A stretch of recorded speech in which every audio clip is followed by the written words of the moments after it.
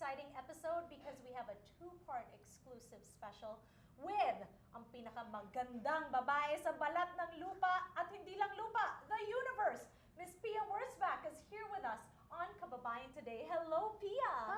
Hi, G. How are you? I'm so excited that finally kaharap na kita. Parang napapanood lang kita sa TV. Oh Ngayon, my God! kaharap na kita! Oh, thank you. Thank you very much. I appreciate First it. of all, congratulations. Thank you. It's been such a ride, hasn't it? Yeah. Parang roller coaster. Kasi tagal kong pinangarap to, mga more than 3 years in the making. 3 beses ako sumali sa Binibini. And 42 years na since the Philippines won in Miss Universe. Talagang ang tagal na natin hinihintay na manalo and finally nakuha na natin. Kaya sobrang saya ko. Okay, well, we are so excited for you. But a lot of our kababayans want to know, Pia, before you were Miss Universe. Pia, saan ka ba lumaki? Pinanganak ako sa Germany, pero mga ilang taon lang ako doon, mga 4 years old, lumipat na kami sa Cagayan de Oro. Okay, so your father is German. Yes. And your mom is taga... Filipina. Taga Malabon sila, actually. Oh, masarap ang pansit palabok doon. Masarap din ang pansit palabok ng mami ko. Oh, yeah! So, kasi yung lola at lolo ko, meron silang buko bar sa Iligan. So, sa Cagayan de Oro kami nakatira para malapit kami sa lola at lolo ko. Okay, did you grow up with both your mom and your dad? Yes, although maaga silang naghiwalay, mga 9 years old ako nung naghiwalay sila.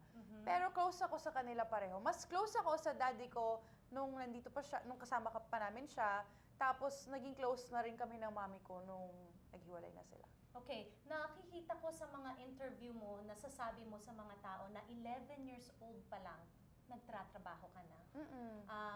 Katulad ng maraming Pilipina, ganun din ang storya nila. 'Di ba? So, ikwento mo sa amin yon. What led you to make the decision na ikaw yung magiging breadwinner ng family mo? Hindi ako pinilit. 11 years old ako nung nagsimula ako mag-modeling. Na-discover lang ako. Tapos Saan ka na-discover? Sa mall. Ay, ako din! Sa mall din! Oh, di ba? Kaya dapat palagi nagmo-mall. Malay mo kasi makita sa'yo dyan. Oo, tsaka malamig sa mall. Dati kasi, di ba, ang init-init sa Pilipinas, pupunta ka sa mall, magpapalamig ka. Tama. Oo. So, naglalakad ako sa mall, nakita ako, tapos nagsimula akong maging, parang sa mga makeup muna, cosmetics, ganyan, hanggang sa naging cover na ako ng mga teen magazine sa Pilipinas. Tapos nung 12 years old ako, nag-audition ako sa ABS-CBN para maging artista. Tapos after 1 week, nabigyan ako ng kontrata ni Mr. M. Kaya swerte naman.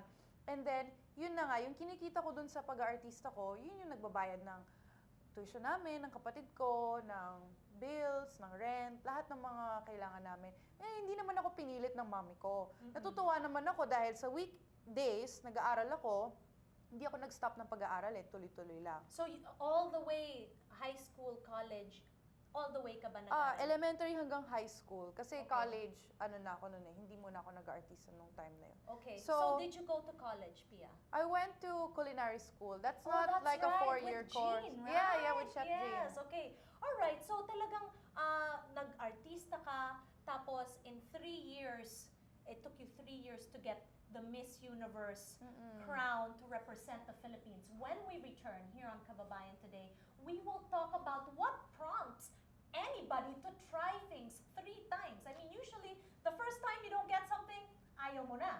Second time, maybe. But 3 times, ikaw na. Alright, so when we return here on Kababayan Today,